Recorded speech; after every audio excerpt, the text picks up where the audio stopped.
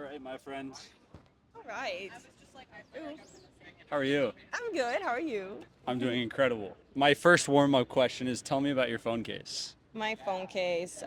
So I'm a big video editing nerd, so I customize a Premiere Pro sequence with positive affirmations and with my branding colors.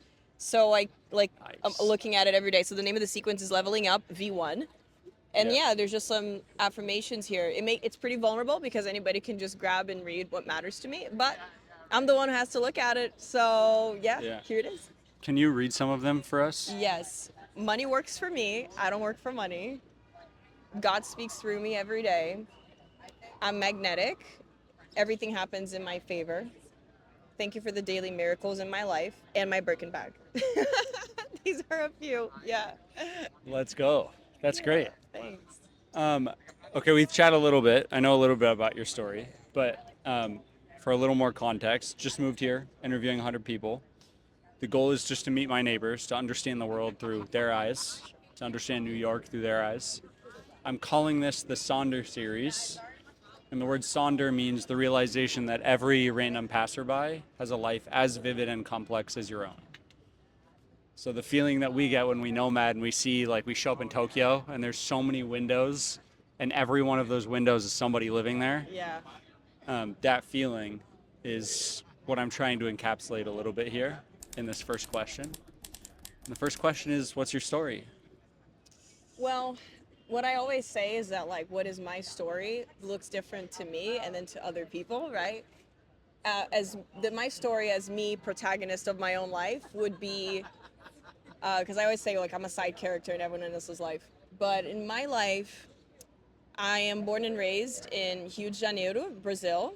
Carolina Rizotto or Carolina Risotto for the Americans that can't do R's. Uh, um, I was always just like very passionate about people. When I was younger, I wanted to be Ryan Seacrest for from American Idol. I just always liked the idea of talking and connecting.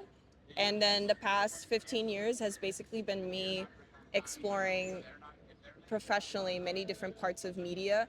So I started as a photographer and then became also a videographer, editor, director. I worked on all kinds of positions on film sets, all different types of productions, um, with many incredible creators and brands. I've just been very hungry for knowledge. That's the way I've always been.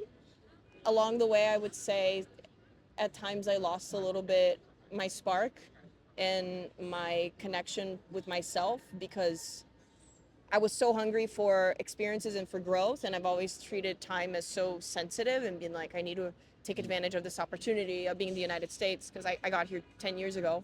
So I was just like, what can I do to maximize my time and learn as much as I can, as much as possible? If for some reason it's always been through my craft, I always felt purpose in that. And so, yeah, when I started, I had an amazing resume, but I was like, I have no idea what I like doing with my free time.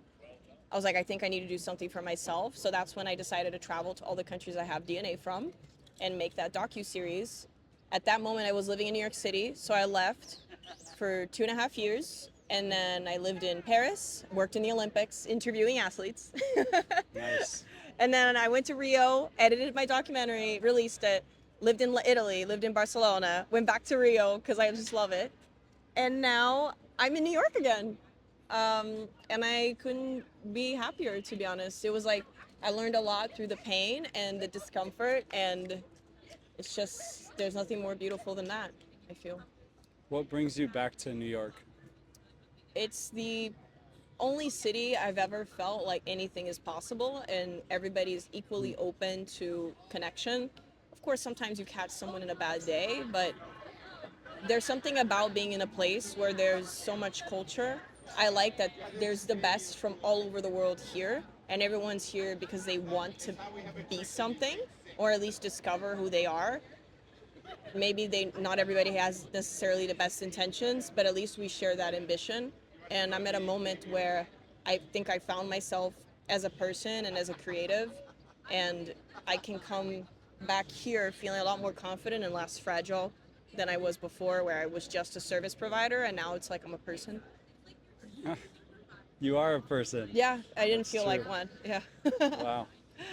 In the film set work, that you were doing? I was just working too much. Yeah. I have no regrets. I learned a lot. I was just always saying yes to everything. And in New York, it's like if you always get the FOMO, right? You always feel like you could be doing more.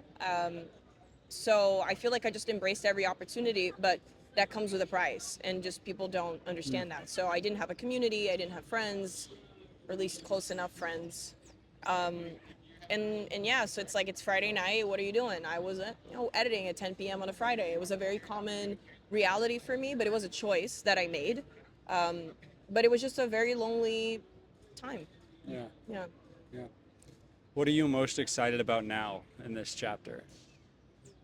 Um, to share my light, I feel like now I have skills and I also have myself, and so once you can combine those two, I think you're unstoppable.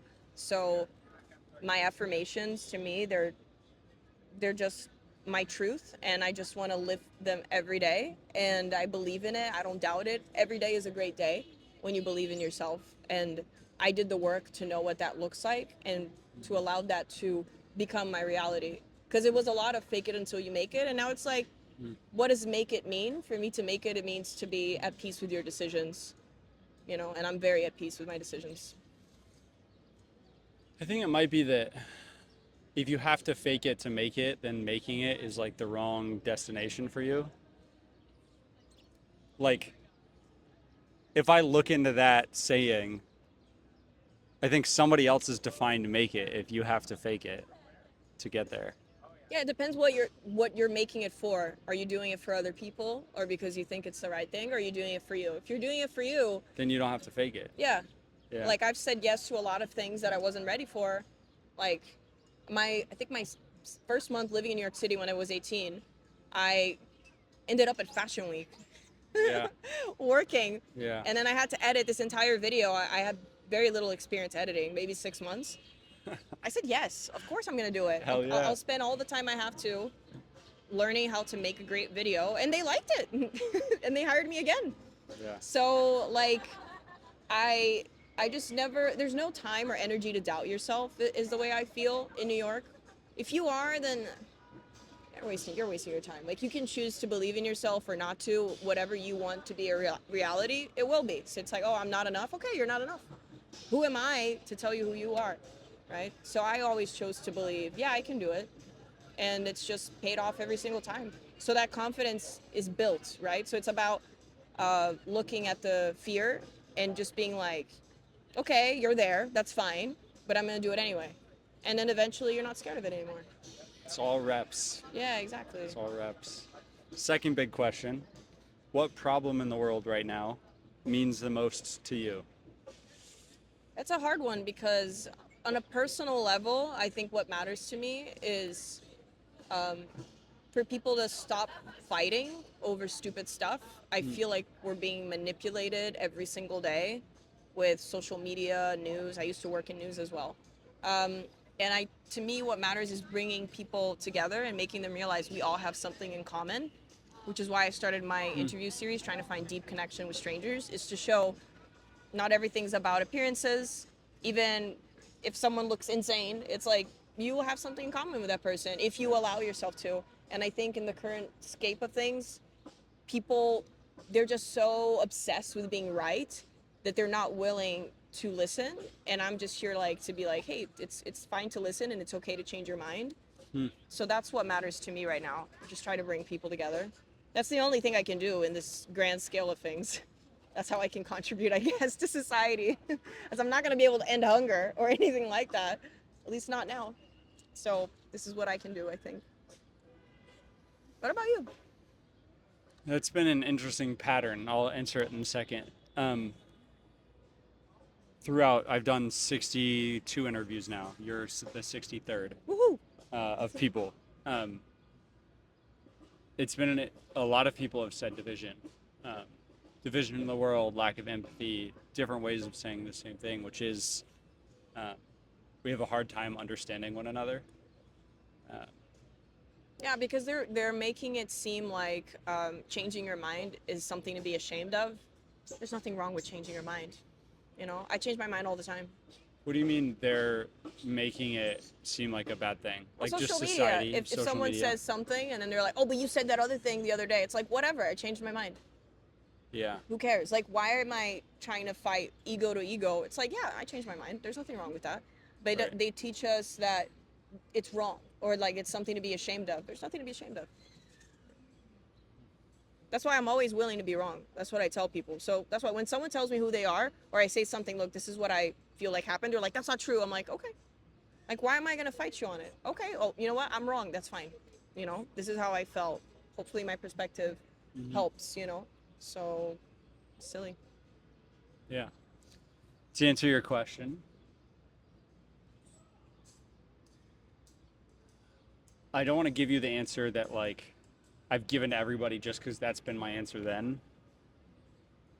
But I think really what does feel most real to me is that it's less like those problems, like the division problem, and more the way that we're teaching people to live in this world. Like young people are not being, in my opinion, well prepared to be good filters of themselves. Like if I take this outside of that, like if we look at health, I think that the point of being healthy is to make your body resilient to bad things, to have the ability for your organs to process a lot of different things. Like a healthy liver processes a lot more alcohol than an unhealthy liver. Or like having really healthy heart lets you go do really hard exercise and like process that well enough to do it and be Mm. okay, to be durable. In the same way, I think that we need to do that for people's minds, to teach them when they're young and impressionable how to be um, kind of self-sustaining, self-learning, and so to me, the most meaningful problem in the world is that there's a lot of potential being wasted um, by systems that are very outdated. Like our school system and the way that we currently teach and educate and like bring people up was invented before most of the technology that now exists, Yeah. including social media. Um, and so I think it's time for a system to be adapted. And I don't think that that system has to do with technology. Um, I think there's some data to support that technology actually makes our brain capacity worse. Um, but to just talk about the problem, I think it's how prepared young people are being for the current world. Yeah, I mean, I feel that's why I think pain is just it's a necessary emotion. Every emotion we feel exists for a reason, and when you feel pain, it's just an indicator of something that you need to look into. That's why, for example, I avoid taking medication because if I'm removing all the symptoms, how am I going to know what needs to be fixed? It's a great point. Yeah. Look at the pain. It's fine. It's there to help you. It's not your enemy. Don't fight it. Look at it and be like, okay, you're there, but you also don't need to give it that much importance. Yeah, it's good. Our bodies like have been through thousands and thousands of years of selection to give us signals like pain that then we are supposed to learn from and not do the thing that causes pain. And if we mask it, then it doesn't work. Um, so totally agree. Last question for you, which is who's the most impressive person that you've met and what made them impressive to you? My parents, Okay. yeah, them together really combined, because, well, first of all, like mindset is everything. They taught me to have the right mindset and to believe in myself, which is also why I feel this purpose to share and give back, because I know a lot of people don't grow up with such supportive parents. They just always told me if there's not an opportunity, you can create one. And that's transformed my life. I think it's the best advice I ever received. Create your own opportunity. I created my own scholarship to move to the United States. I created it. I pitched it to the vice president of the university, and it worked. Mm. Like, and I lived in New York City on a full scholarship. Like, it's crazy, Yeah. right? So, and I was 16 when I did that. So, and it's only because they taught me that I could do whatever I want. And of course, there was some mentorship and guidance. Um, so I think they're incredibly impressive that they've always put my needs above their own. You know, they're just incredibly loving. They're an amazing power couple. They represent what my generation lacks, a generation defined by situationships and casual sex or whatever. That's why I feel like up top, the leadership, they're trying to put people apart. They're trying to glamorize casual relationships and drinking and drugs, and it's working because everybody is feeling empty and lonely and craving connection and don't know how to find it because culture has become that. They did a great job manipulating all of us into it. And so I think my parents are really impressive because they are loyal to each other. They choose each other every day. They take marriage seriously, commitment seriously. Whenever I need them, they're there. I haven't ever experienced that amount of loyalty. And to me, loyalty is how you like build empires. Loyalty, trust, and love. And they're generally really amazing people. So Shout out the parents. woohoo. Let me ask you. You said at the beginning of that answer that they helped teach you mindset. What are the ways that they help teach you that? Just being the way they are, really. Like I remember I was like 16 in school. I wanted to live abroad. I didn't know how to or how I would be able to afford that. And my mom, and then I told my mom, just start putting the word out there. I told the school director, who didn't even speak English. I was like, hey, like if you hear of any opportunities to study abroad, I really want to. And at that time, like barely anybody was living abroad. You know, it wasn't really a thing, especially in Brazil. And so, do you want me to wait for the siren or not No. really? Okay. This is the raw interview. It's the raw interview. Yeah. Ain't no editing here. So it was funny because I told him in my senior year in high school, and I had no idea how I was going to be able to live abroad. But 3 days later, this vice president of a university in New York visited my school, and he was like, I don't speak English. Can you come be a translator? And I was like, that's wild. 3 days later. Yeah. And then after that, it just became me organizing a summer program for this guy, recruiting students in Brazil to come spend a month in New York studying and whatever. And he was like, get me 10 students and you get to come for free. And I was like, okay, I got him 20. Yeah. Oh yeah. So I spent a month in New York City for free. And then from there, I started like helping him close deals with universities and high schools in Brazil. And from there I was able to get my scholarship. So it was just I just asked like, hey, if you know of anything, let me know. So like letting people know your intentions, the right people, because you don't want to tell everybody what you're planning, what you're up to. Why not? Because that energy is sacred and needs to be protected as well. I only tell people the things I've done after it's done. It's like I didn't say, 2 months before I traveled to film my DNA series, I wasn't telling everyone, hey, I'm doing this thing. But I would tell the right people that would help me get what I need. I was like, I don't have luggage. So I met with someone and I was like, Time out. 2 months before you're traveling the world yeah, to do this thing, you didn't have luggage. no. You said yes to doing this thing before you had luggage. Yeah. Hell yeah. I know. I know it's of course. Yeah, no. But like, for the people that don't understand, you can say yes and then figure it out. Of course, that's how You life don't works. figure it out and then say yes. No, you don't. Yeah. So I started reaching out. I mean, I don't even remember exactly. I just started reaching out to people who I felt like would be strategic for certain things, and then share my intentions. Like, yeah, I'm gonna film this documentary or whatever. And he's like, well, what are you looking for? What do you need assistance with? I was like, I was looking to partner with a luggage company. He's like, oh, my best friend is the CEO of an eco-friendly luggage company. I still use their luggage till this day. Yeah. Like I got like a $1,500 set of luggage for free, and I made some videos for them as well, all paid work. I was like, awesome. And then nothing else came about it, but what's the downside of telling people that are like not worth it or whatever that like you're doing something? because I think I've been studying a lot about energy.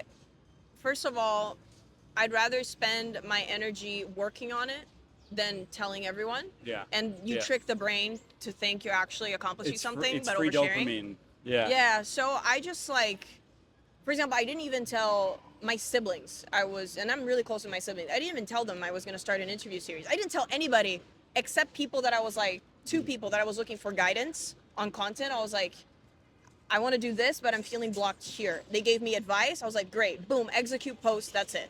And then I learn as I post, right? So I was very intentional about the people I told, because it's also like plans change sometimes, right? So I don't want to say, hey, I'm going to do this thing, and then you don't do it. And then everyone's like, why didn't you do it? What happened? And then you have to explain yourself. I hate having to explain myself. Just watch me execute, and that's it. Yeah. You know, so Yeah. I seek for advice strategically, but I feel like I don't need much advice. I've always felt this way of like, you have all the answers. If you're willing to do the work to get to know yourself, journal, as you're writing your anxieties, you will find a solution. Just like, this is, women do this a lot. It's just like you're going through a tough time with a guy, and then you start asking for everyone's opinions, and then you have no idea what you want to do anymore. It's the worst thing to cloud your judgment, right? If you really want to know what you want and what you're supposed to be doing, you have to spend time by yourself to get that clarity. So I only started asking for opinions on the content that I was going to make after I was sure. I was like, I'm going to do this. I'm going to make this. But my documentary, which was like 8 episodes, I didn't ask for anybody's opinion. I think I showed it to one friend because he's a big producer for a YouTube channel. I was like, what do you think of this draft? Yeah. He was like, I would switch the order of this with that. I was like, good point. I did it. For the rest, I was like, whatever. Like, people are busy too. So, and people respect more the execution than the talk. So, if you want to know who I am, you will look at my actions, not at what I'm saying. So, I can sustain who I am with everything I've done. And I think that's the best way to live and to build yourself over and over again. Because when you start telling people, it also like, you start feeling like you owe them something, or you're like, oh, these people are watching. I think people don't care what I do that much. And it's awesome. Like, I don't want them to care. I don't want to know what they think. I don't know if people think my project was successful or not. For me, it was, because I knew why I was doing it. I did it for me because I wanted to grow. I wanted to know that I could keep my word, that I would edit something that would be incredibly painful to do because I don't like editing that much, believe it or not. But like, I did the project for me.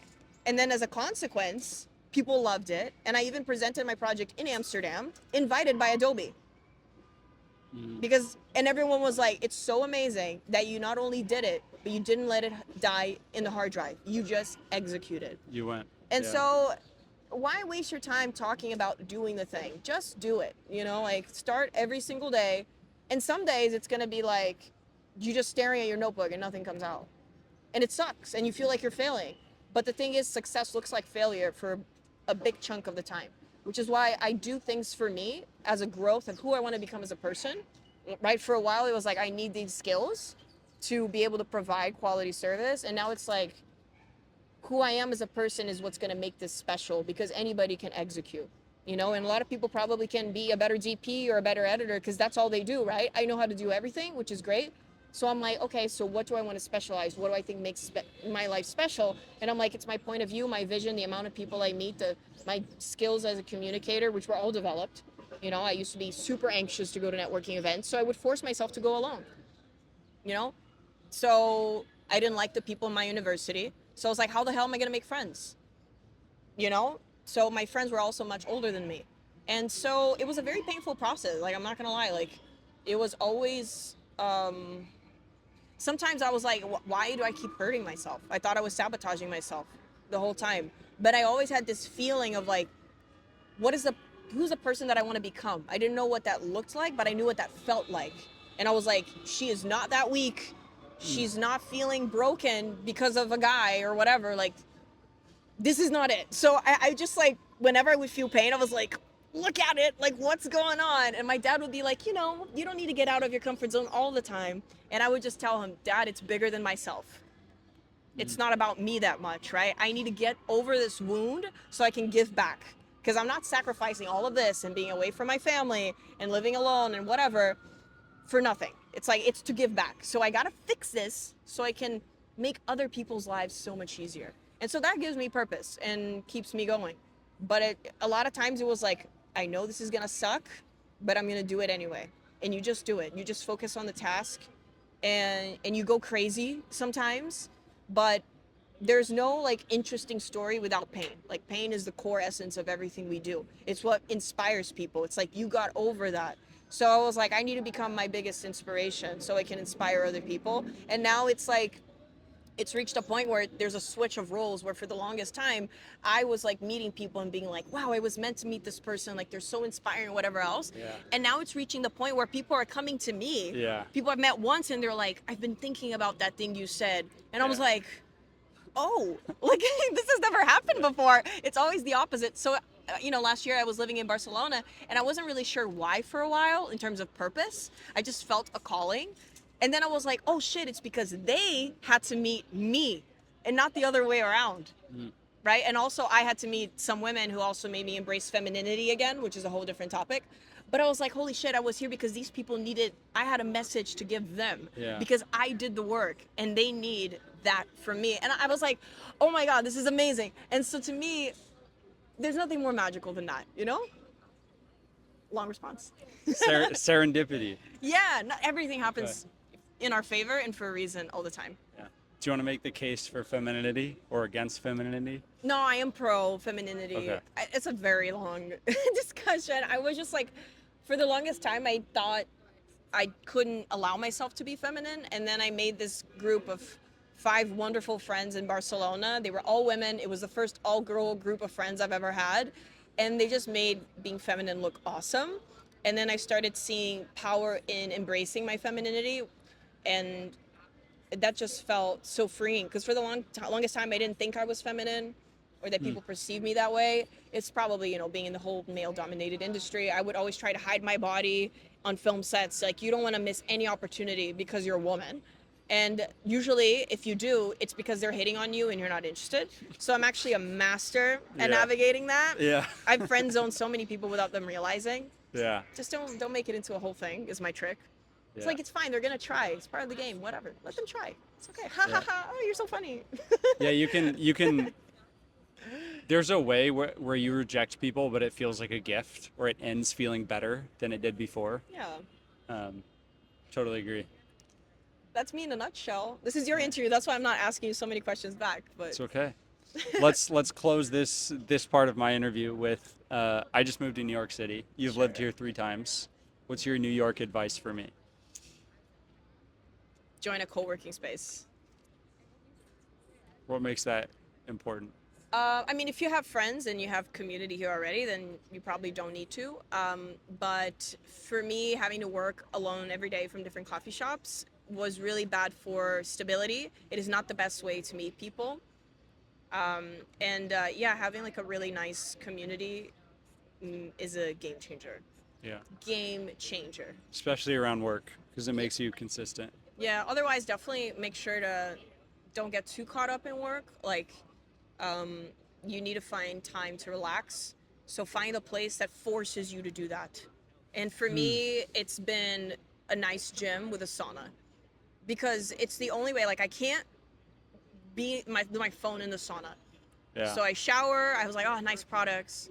I just sit there, stare at the ceiling with my legs up, just looking and just think. And then I am biologically forced, because my pressure drops, to relax. Yeah. That's been really important, because otherwise my brain goes at 1,000,000 miles per hour all day. It's so hard for me not to be productive all the time. So like, the city will make you want to be working all the time, especially if you're doing something you're passionate about. But it's so important to have that moment, just you and yourself, catch up with your thoughts, do the journaling. Don't let the speed of the city influence you negatively. Like, you want to use it to your benefit. Don't let it eat you up. It probably will sometimes. I'm feeling a little imbalanced. I told you I was like exhausted. It is what it is. How do you fall asleep if you're going so fast? So there are a couple tricks. Journaling before bed. I haven't been doing that. Now I'm just so tired. I just snap. But tea. Like, the good thing is having daily rituals you repeat. That's usually what I would do. Now that I'm going to be in a stable home for 2 months. Let's go. Stability? 2 months. Let's Woo! go. I will implement these rituals, but starting and ending your day the same way every single day really helps your brain to know it's time to wake up, it's time to fall asleep. So that's what I would do, and don't watch negative stuff before bed. Stay away from social media. Sweet. Thanks for being brave and hanging out with me. Thank you for your wonderful questions. You're welcome. Do you want to ask me things with your duck mic? I guess.